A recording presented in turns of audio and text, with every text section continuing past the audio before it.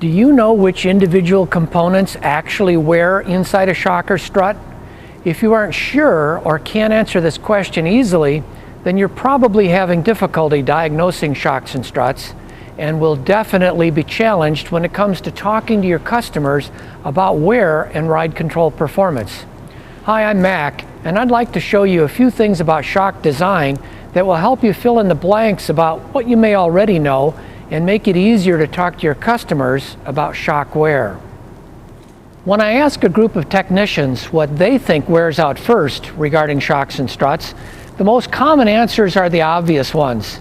The effects that you can see, like oil leaking from the upper seal or mounting bushings that are damaged or loose. That's good, but those things are visible and definitely not the only things. The things that you can't see are what I want to point out to you. For example, on today's vehicles, if the shock upper seal becomes worn, what's the first thing that will leak? Will the oil leak first, or will the pressurized nitrogen gas leak out more quickly? Can you see evidence of the leaked gas, or is that invisible to you? And if the gas does leak, what happens to the shock's performance? You see, just understanding that this condition can occur makes it easier to explain and justify replacing shocks and struts after 50,000 miles. To understand more about wear, let's take a look inside a typical twin-tube shock. This is a cutaway drawing that shows the cylinder, piston and rod assembly, and the base valve. We all know that movement and friction causes wear, so there's a couple of obvious potential wear points. One is at the top seals where the piston rod rubs as it travels up and down. The result is either a fluid or pressurized gas leak. The same piston and rod travel causes wear on the cylinder walls and piston seals. This wear can cause a fluid bypass along with a drop in performance. But these are just a couple of the wear points and actually not the most common cause of poor ride control conditions. Here are some illustrations of ride control conditions: tire cupping, nosedive, body roll, ride harshness, and so on. What specific components in a shock or strut are designed to control these conditions?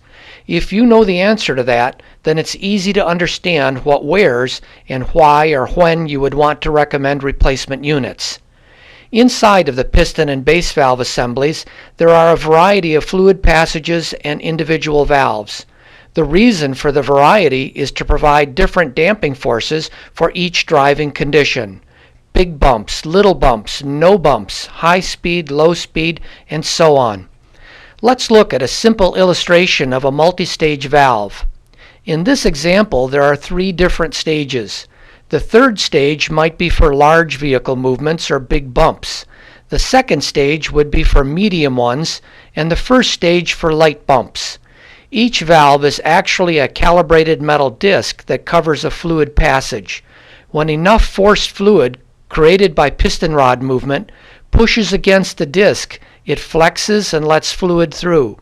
The flexing movement of the metal disc eventually causes fatigue, and the result is performance loss. As you can imagine, a third stage valve may not open and close very much per mile driven, because most of us aren't driving over that many big bumps.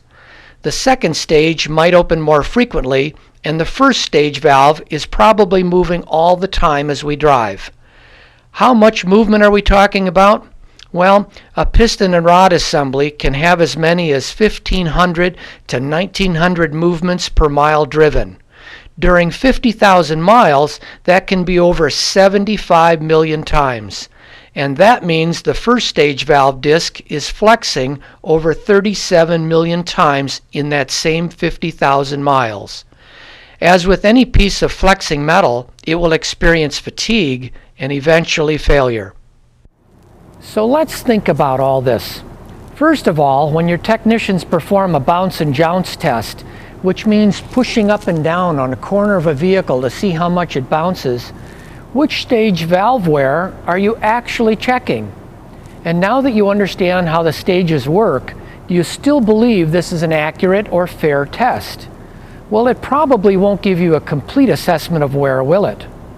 And then let's consider what happens to the tires. As the first valve wears and the shock or strut allows more movement, What happens to tire performance? Can you see that this wear is what causes ride harshness? If the tire performance is affected, what happens during braking and cornering? How well can the vehicle handle unsmooth or slippery road surfaces? With these illustrations in your mind's eye, I hope that you better understand shock and strut wear and why industry experts suggest replacing shocks and struts after 50,000 miles. For more information about using the correct language for a 50,000 mile recommendation, be sure to watch the KYB TV video entitled, Why 50,000 Miles?